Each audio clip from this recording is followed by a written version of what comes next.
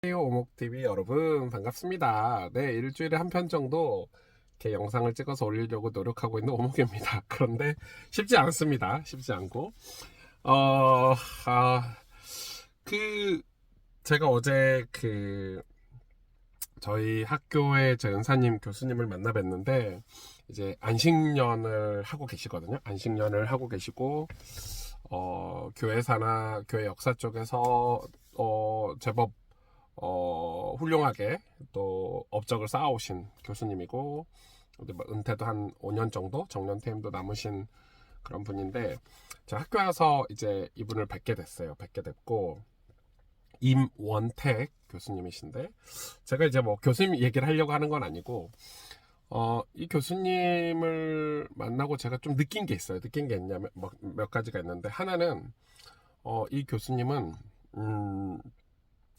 어, 흔히 얘기하는 이제 보통 교수님들이 얘기하는 흔히 얘기하는 자기 학문에 대한 통합적인 이해를 충분히 하고 있는 분이다라고 생각이 들었어요. 그러니까 이제 보통은 이제 뭐 교수님이라고 하더라도 뭐 자기 공부하기 바쁘고 뭐 이제 자기 커리어를 쌓아가고 그리고 또 뭐 돈을 벌거나 아니면은 어떤 업적을 명성을 쌓아가고 이런 데 관심이 되게 많으신데 그게 뭐 나쁜 건 아니잖아요. 교수로서 당연한 건데, 근데 이 교수님은 어 무슨 얘기를 되게 많이 하시냐면 자기가 어차피 교수로서 좋은 커리어를 쌓아왔고 실력 있는 교수님이시기도 한데 내가 지금 뭘 하면 내가 지금 이 상황에서 한국 교회나 또 우리 교회를 서포터하고 우리 제자들과 후배들에게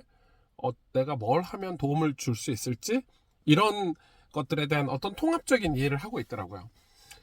사실 이제 이번에 안식년을 가지시면서 이제 뭐 학교에서 중요한 그 요직들, 그러니까 뭐 총장이 될 수도 있고 뭐가 될 수도 있고 뭐 이런 것들이 있는데 교수님이 이제 그런 걸 다 내려놓으셨거든요.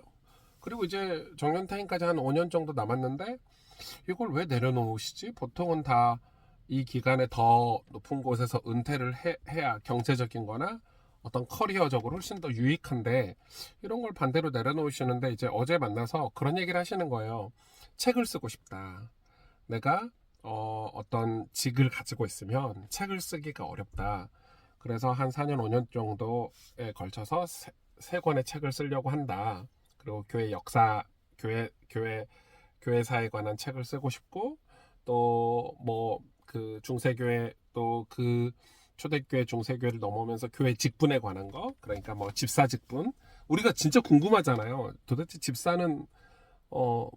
집사가 오늘날의 집사, 장로, 권사가 성경적으로 또 어떻게 교회적으로 유래해 왔고 어떤 의미가 있는지 다 알고는 있어요. 성경을 보고 있으니까 알고는 있지만 정확하게 어떤 학문적인 근거, 교리적인 근거 이런 거에 대해서는 자료를 찾아봐도 잘 없더라고요. 다 대충 그냥 교회들이 이렇게 하니까 또 교단마다 이런 특색을 가지고 있으니까 하는 거지.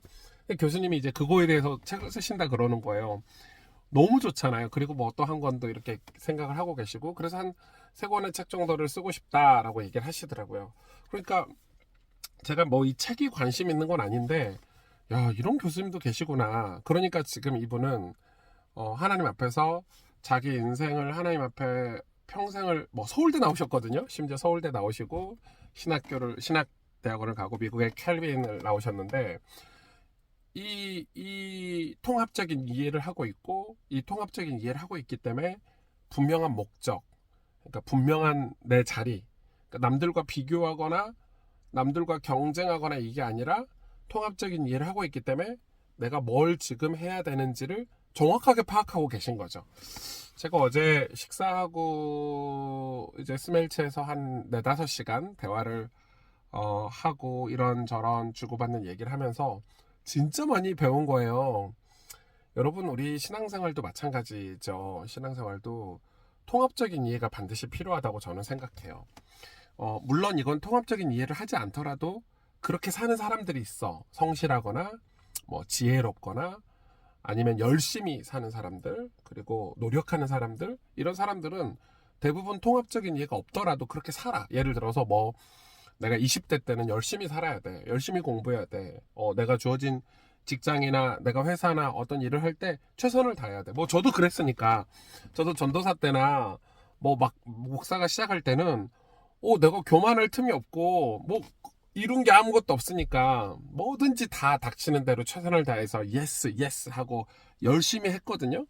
그러니까 이제 그 시기에 내가 통합적인 이해가 없었지만 그런 열심을 하다 보니까 그 다음 단계로 나아갈 수 있었고 그 다음 포지션을 준비할 수 있었던 건데, 지금 생각해 보니까 이제 우리가 학문이라는 것을 왜 해야 되냐면, 공부를 왜 해야 되냐면, 우리가 성경 공부를 왜 하고 우리가 어떻게 이런 걸 해야 이런 이 교육을 왜 받아야 되냐면 통합적인 이해가 필요한 거죠.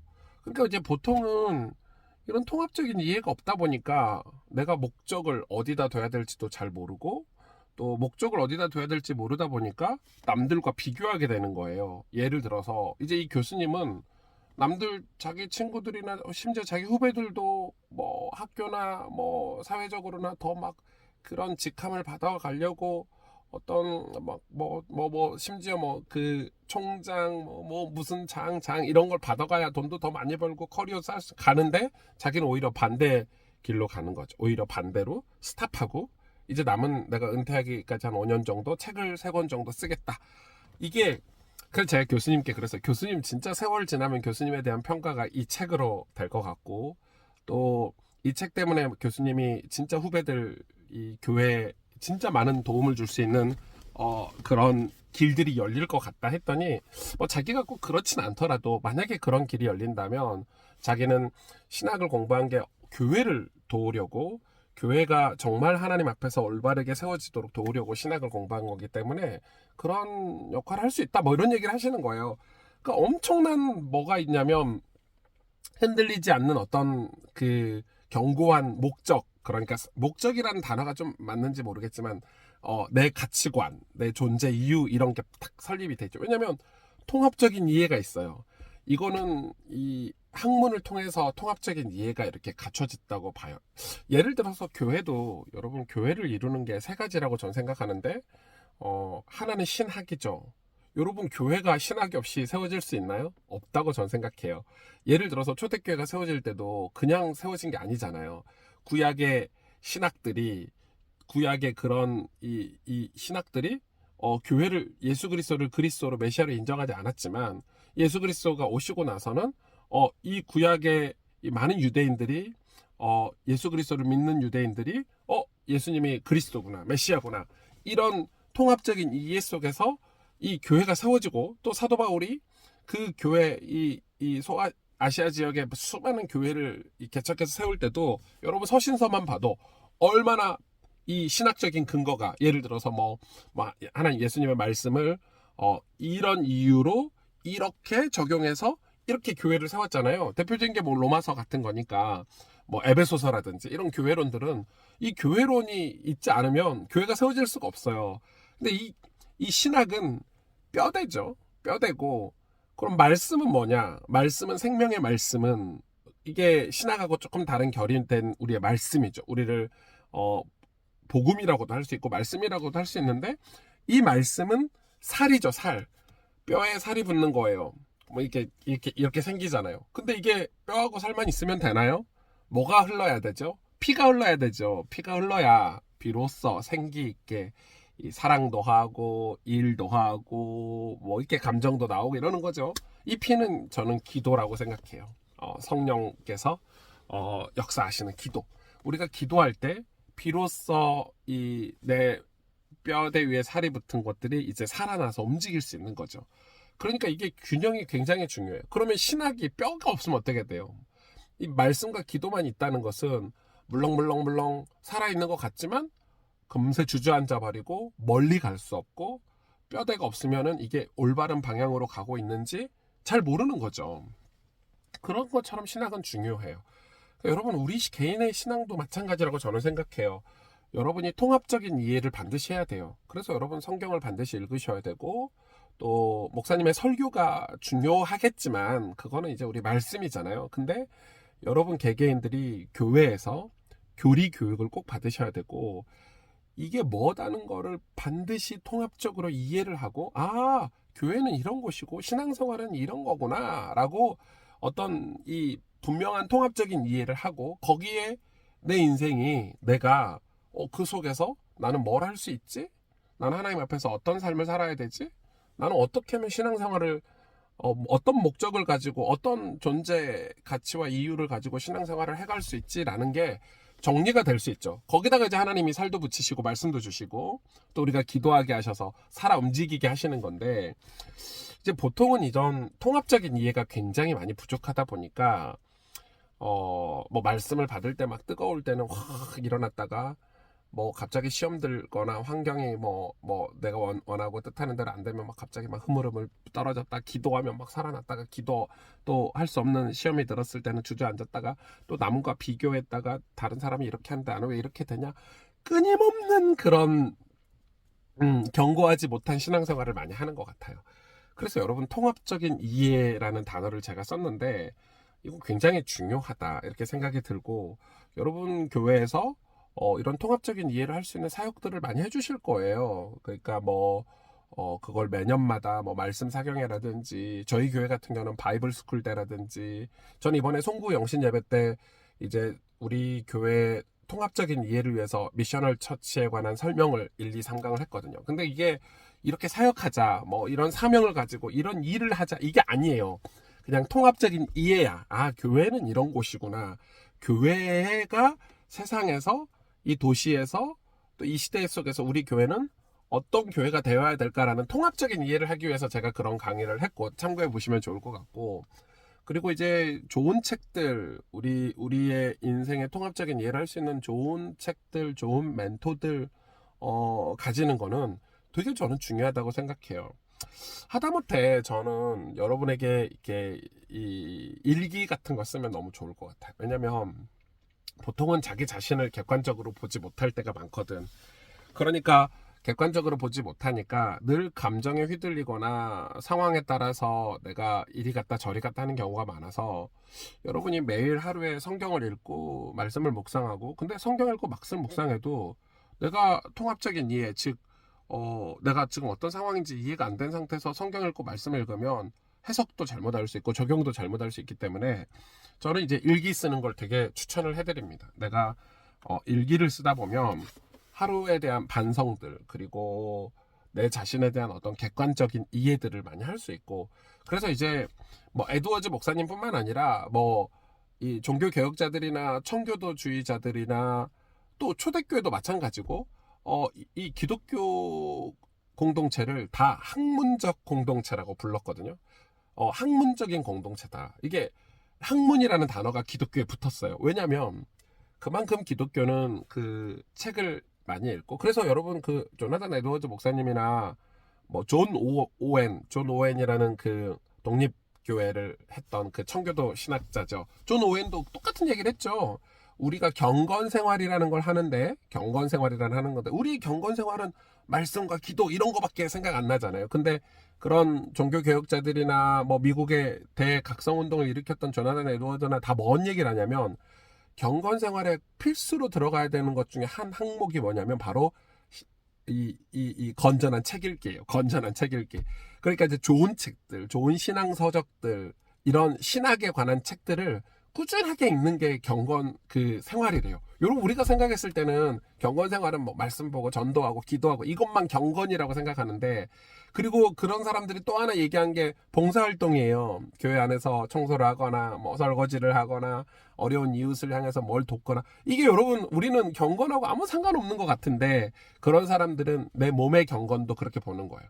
내가 뭔가를 봉사를 하면서 내가 깨닫는 거예요. 내 연약함도 깨닫고, 내가 교만해지거나 오만해지는 것도 가로막아주고, 우리 인간이라는 게 그런 것 같아요. 그래서 우리가 생각했을 때 이 복음은 분명히 얘기하잖아요. 신약 성경에 복음은 말에만 있진 않아요. 능력에 있거든요. 이 능력을 얘기하면서 사도 바울이 집사, 뭐 장로, 권사를 세우면서 뭐 봉사와 뭐 구제를 할 수 있도록 이렇게 우리가 생각하면 봉사 구제가 무슨 전도예요. 복음 전하는 거예요. 근데 성경은 봉사 구제 또 가난한 자와 고아를 돌보는 것도 복음의 영역으로 설명을 하고 있거든요. 아마 임원택 교수님이 그런 부분 책을 쓰실 것 같고 여러분 우리가 이 잘못하면 이 말씀과 기도가 맞아요. 저도 그게 제일 목회하는데 중요하지만 이 신학이라는 학문이라든지 우리가 이 시대에 하나님이 우리를 이 여기에 있게 하신 그런 이유를 알기 위해서는 통합적인 이해하는 공부가 좀 필요하다고 저는 생각이 들어요. 왜냐하면 저가 그랬으니까 제가 지난 몇 년 동안 어려움을 겪으면서 공부하게 됐고 또 공부하면서 나는 누구지? 우리 교회는 어떤 교회가 되어야 되지? 이런 이해들을 조금씩 하고 나니까 제 마음에 너무 기쁨이 생기는 거예요. 즐거움이 생기는 거예요. 여러분 왜 기쁨이 생기고 즐거움이 생기냐면 제가 그전에는 뭐 누구와 비교해서 혹은 뭐 내 신세를 뭐 한탄하거나 뭐 이런 게 좀 있었다면 뭐 지금도 없진 않는데 있긴 한데 그러나 그럼에도 불구하고 이런 이해가 되니까 이 통합적인 어떤 그 학문적인 거나 제 인생의 역사 속에서 이렇게 우리가 해야 될 일들에 대한 분명한 비전이 딱 생기니까 엄청 기분이 좋고 감사하고 행복하고 그러더라고요. 저는 그렇게 생각해요. 우리 신앙생활은 비인격적인 신앙생활과 인격적인 신앙생활이 있다고 생각이 들어요. 여러분 이건 뭐 제가 따로 영상을 만들어도 될 만한 주제이긴 한데 오늘 조금 얘기해 볼게요. 이게 왜냐면 왜 중요하냐면 이 통합적인 이해는 비인격적인 영역이라고 저는 생각은 해요. 왜냐면은 예를 들어서 예수님은 누구냐 우리가 다 알아. 예수님은 그리스도야. 예수님은 우리의 구원자야. 심지어 누구나도 다 얘기하죠. 다윗의 자손 예수여. 근데 예수님 누군지 다 알아. 예수님이 어떤 분인지 다 알아. 이게 저는 통합적인 이해라고 생각해요. 그런데 인격적인 신앙은 아닌 거야. 예수님이 누군지 다 알지만 그 예수님이 내게 오시진 않았고 나와 상관 있진 않아. 근데 말씀과 기도를 통해서 그 예수님이 나와 상관이 있으면 어떻게 되죠? 내가 생명을 걸어. 내가 목숨을 걸어. 내가 예수님만 나의 모든 분이야. 나의 전부야. 라고 할 수 있는 거잖아요. 그러니까 신앙은 이 비인격적인 신앙에서 인격적인 신앙으로 넘어와야 돼요. 그런데 중요한 건 알아야 되는 거예요. 모르니까 인격적인 신앙으로도 갈 수가 없다고 저는 생각해요. 모르니까. 알아야 돼요. 여러분 사도 바울이 다메섹에서 예수님이 바울을 만나주셨지만 바로 사용하셨나요? 바로 사용 안 하셨어요. 그가 제자들 공동체에 들어가서 아나니아를 통해서 혹은 다른 제자들과 오랫동안 함께하면서 거기서 아마 구약에 통달한 사람이잖아요. 그 구약에서 예언하고 구약에서 말씀하신 분이 바로 예수 그리스도구나. 그리고 그 예수님이 나에게 뭘 원하시는구나. 교회는 이런 거구나. 교회로는 이런 거구나. 이걸 다 배웠고 체감하고 그걸 다 준비되고 나서 하나님이 바울이 이방인 사역에 사용을 하셨고 이 바울이 초창기 때 사역했던 걸 보면 그런 이 통합적인 이해 속에서 수많은 경험들을 하면서 이제 완전하게 이해하는 과정들. 처음에는 바울이 조금 교만한 그 스탠스가 또 있었죠. 왜냐면 너무 실력 있는 사람이니까. 그런데 나중에 점차 가면 갈수록 더 겸손해지고 더 하나님이 하실 일들을 기대하고 그래서 하나님 앞에서 온전히 쓰임받았던 모습들. 이제는 완전히 인격적인 신앙으로. 하나님의 능력이 다 알아. 우리는 하나님이 어떤 분이라는 걸 알지만은 그게 내 삶에, 내 언행에, 내 말에, 내 행동에, 우리 집에서, 우리 직장에서 과연 나는 하나님의 능력을 힘입어서 살고 있는가? 거거든요. 그러니까 저는 이런 통합적인 이해가 좀 필요하다고 생각해요. 그래서 교회는 조금 어렵더라도 교육을 많이 받아야 되고 또 하나는 우리 개인 성도님들도 내가 뭔가를 생각하기 전에 내가 뭔가를 말씀 듣고 예를 들어서 떠오르는 게 있잖아요. 주일날 설교 때 떠올랐어. 근데 이제 떠오른 게 이게 맞는 건지 틀린 건지 우리가 확인하기 어렵죠. 그러면은 목사님에게나 교육자에게 질문하는 습관을 가지시는 것도 좋아요. 그리고 그래서 이제 뭐 목사님 전사님들이 뭐 올바른 답변을 해줄 때 그리고 그분들은 왜냐면 뭐 전도사님들은 늘 말씀 속에서 살고 또 이런 통합적인 이해하는 교육을 받고 있기 때문에 평신도들하고 좀 다르거든요. 그러니까 이제 책도 소개해 주실 수 있고 어떤 여러분과 성경 공부를 할 수도 있고 어떤 양육이라는 걸 받을 수도 있고 그러니까 그런 시간들을 성도님들이 저는 놓치면 안 된다고 생각해요. 예를 들어서 저희 교회에서 뭐 겨울에 여름에 바이블 스쿨 하잖아요. 저는 바이블 스쿨에 저희 교회 성도님들이 막 까득까득 찰 줄 알았거든. 근데 좀 예상 밖이야. 생각보다 안 모여. 그러니까 예를 들어서 제가 이제 그런 통합적인 이해를 여러분한테 제공하려는 시간들이 있어요. 뭐 전도학교 때나 아니면은 뭐 소그룹 리더들 훈련할 때나 이럴 때는 통합적인 이해를 제공을 하려고 노력을 하고, 왜냐면 주일날은 제가 설교 시간에는 여러분에게 말씀을 강해하고 말씀을 풀어서 여러분에게 은혜를 끼치는 시간이고, 그 외의 시간들 뭐 말씀 사경회나 말씀 사경회도 물론 말씀에 은혜를 끼치는 게 주 내용이지만은 그 외에 뭐 바이블 스쿨이나 이런 거는 저는 성도님들에게 통합적인 이해를 할 수 있도록 내가 어떤 존재구나, 나는 누구이구나, 나는 신앙생활을 이렇게 해가야 되겠구나라는 이게 다짐이나 정리를 할 수 있는 시간들을 제공을 해주고 싶은 거죠. 그래서 이것들을 여러분이 잘 살펴보시고 이게 엄청 중요한 영역이구나. 왜냐면 우리는 너무 이쪽에 특화돼 있어서 전도, 뭐 말씀, 기도 이게 틀린 건 아니에요. 그런데 전도, 말씀, 기도가 이런 신학적인 기반, 교리 기반 위에 다 있어야 이게 바르게 성장할 수 있어요. 그러니까 여러분 시편 1편에도 이 다윗이 그런 얘기 하잖아요. 우리가 오만한 자리에 가지 않고 교만한 자리, 뭐 악의 길을 따라가지 않기 위해서 우리는 하나님 말씀을 깊이 생각해야 된다, 묵상해야 된다, 이렇게 기록하고 있는데, 그러면서 마치 예화를 들잖아요. 마치 시냇가에 심은 나무처럼, 이렇게 시냇가에 뿌리를 내린 나무처럼, 이렇게 뿌리를 시냇가는 여기서 말했을 때 제가 볼 때는 그런 단순히 하나님 말씀이 아니라 하나님 존재 자체잖아요. 그러니까 이거를 신학적으로 이 신학적인 거나 학문적인 거나 이 시냇가에 우리가 어딘가에 근원에 뿌리를 내리고 있으면 당연히 계절을 따라 철을 따라 기도하고 뭐 말씀의 은혜를 받고 기도하고 이렇게 해서 우리가 성장해서 나뭇잎도 나오고 열매도 나오고 이렇게 하는 거죠. 여러분, 그게 우리에게 굉장히 중요하다라고 여러분하고 지금 얘기를 나누고 있습니다. 오늘 짧은 시간 아니네요. 이 영상이 20분이 넘어가다니. 아무튼 이 영상은 편집 없이 그냥 바로 올리도록 해보겠습니다.